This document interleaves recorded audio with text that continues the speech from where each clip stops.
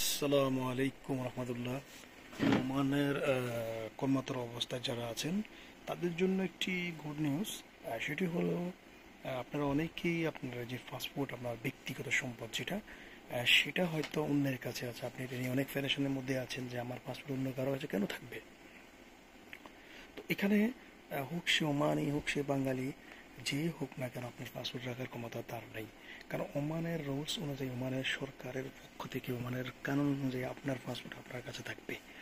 যদি কোনো ব্যক্তির পাসপোর্ট তার মালিককে জোরপূর্বক রেখে দেয়, তো সেক্ষেত্রে আপনি যদি কমপ্লেন করেন সানাদ অফিসের মাধ্যমে, তো তার জরিমানা হবে, এমনকি তার বিরুদ্ধে মামলা হয়ে যাবে।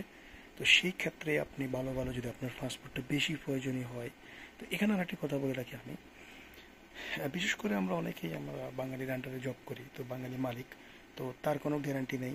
বা অন্য দেশের কোনো একটা মালিকের আন্ডারে জব করেন, যে কোনো মানুষ হোক, ওমানের নাগরিক ছাড়া, তো তাকে আপনার পাসপোর্টটা দিয়ে দিচ্ছেন, তার ব্যবসা হয়তো সে লস খাচ্ছে বা কিছু হচ্ছে, সে আপনার পাসপোর্টটাকে নিয়ে বা ফেলে রেখে সে দেশে চলে গেল, তখন এটা জিম্মেদারি কে হবে?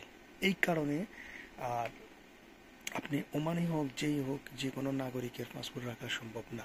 আপনার পাসপোর্ট আপনার কাছে থাকবে। যদি আপনি স্বেচ্ছায় দিয়ে থাকেন যে আমার পাসপোর্ট আমি ওকে দিচ্ছি, অসুবিধা নেই। কিন্তু আপনি যদি চান না পাসপোর্টটা দিতে, সে রেখে দিয়েছে, আপনি সানাদের মাধ্যমে কমপ্লেন করুন, আপনার পাসপোর্ট আপনি পাবেন। আর তার বিরুদ্ধে মামলা হয়ে যাবে বা জরিমানা হয়ে যাবে। তো ওমানের রুলস অনুযায়ী আপনি এই পাসপোর্টটা আপনার কাছে রাখবেন। ধন্যবাদ। আর ওমানের গুরুত্বপূর্ণ, একদম অরিজিনাল যে রুলসগুলো আসেন সেই বিষয়ে কথা বলি। আমি একটা রুলস আপনাদেরকে বলে দিলাম, না জেনে না শুনে কানুন সম্বন্ধে এরকম নিউজ আমার কাছে পাবেন না। গুরুত্বপূর্ণ নিউজ যেগুলো ওমান টাইপে, ওমান টাইম আসে, নিউজ আছে ইংলিশে, আরবিতে, এগুলো আমি কনভার্ট করে আপনাদেরকে বলার চেষ্টা করি। ধন্যবাদ।